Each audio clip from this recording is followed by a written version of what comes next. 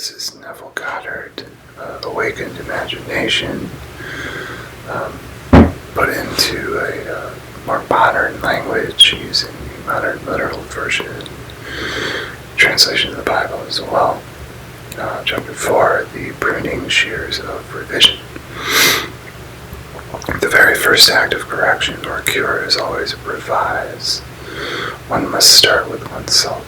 It is one's attitude that must be changed. It is a most healthy and productive exercise to daily relive the day as you wish you had lived it, revising the scenes to make them conform to your ideals. For instance, suppose today's mail brought disappointing news. Revise the letter, mentally rewrite it, and make it conform to the news you wish you had received. Then, in imagination, read the revised letter over and over again. This is the essence of revision, and revision results in repeal. The one requisite is to arouse your attention in a way, and to such intensity that you become wholly absorbed in the revised action. You will experience an expansion and refinement of the senses by this imaginative exercise and eventually achieve vision. But always remember that the ultimate purpose of this exercise is to create in you the spirit of Jesus, which is continual forgiveness of sin.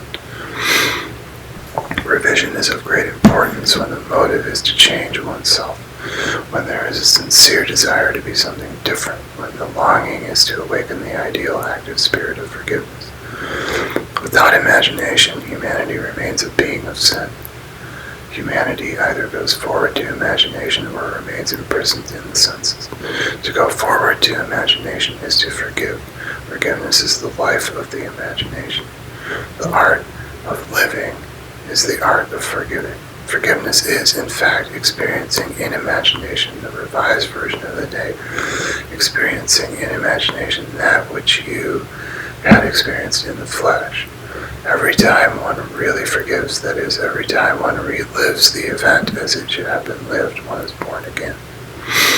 Father, forgive them is not the plea that comes once a year, but the opportunity that comes every day.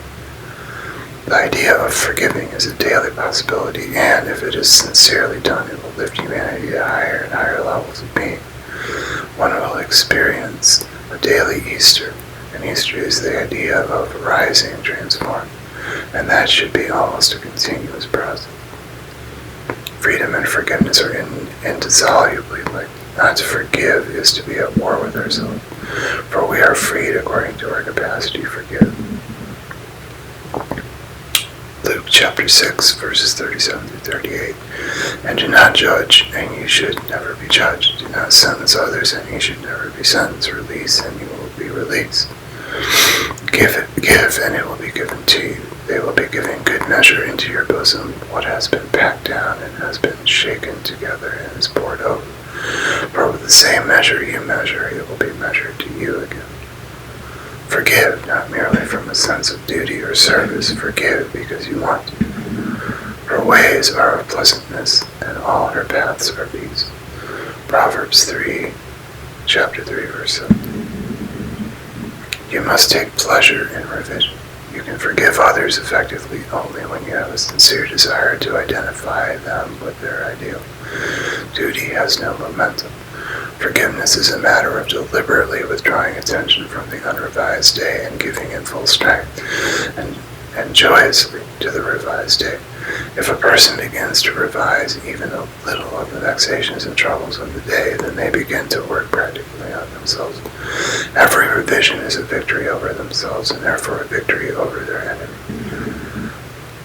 Matthew chapter 10, verse 36. A man's enemies will be his own kinfolk. One's household is one's state of mind. One changes one's future as they revise their day. When a person practices the art of forgiveness, of revision, however factual the scene on which sight then rests, they revise it with their imagination and gaze on one never before witnessed. The magnitude of the change which any act of revision involves makes such change appear wholly improbable to the realist, the unimaginative person. But the radical changes in the fortunes of the prodigal were all produced by a change of heart. The battle humanity fought out in its own imagination.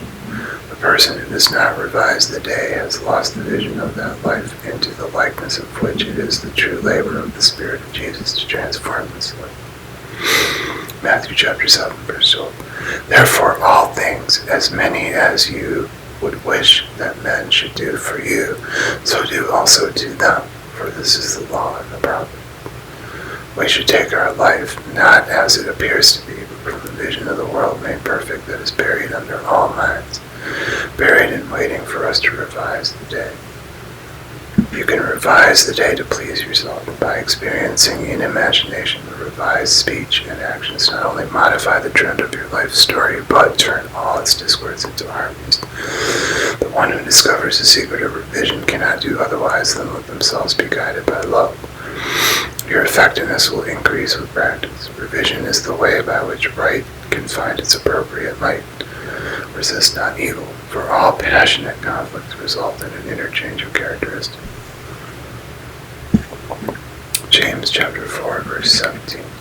Therefore, knowing to do good and not doing it, to him it is sin. To know the truth, you must live the truth, and to live the truth, your inner actions must match the actions of your fulfilled desire. Expectancy and desire must become one. Your outer world is only actualized inner movement. Through ignorance of the law of revision, those who take to warfare are perpetually defeated. Only concepts that are idealized with the truth. Your ideal of humanity is its truest self. It is because I firmly believe that whatever is most profoundly imaginative is in reality most directly practical, that I ask you to live imaginatively and to think into and to personally appropriate the transcendent saying, Christ in you, the hope of glory.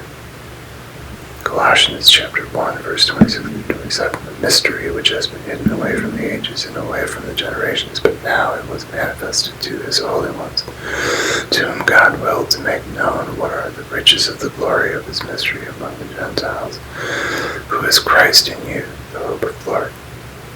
Don't blame, only resolve. It is not humanity and the earth at their loveliest, but you, practicing the art of revision, make paradise. The evidence of this truth can lie only in your experience of it. Try revising the day. It is to the pruning shears of revision that we owe our breath. The end of chapter 4.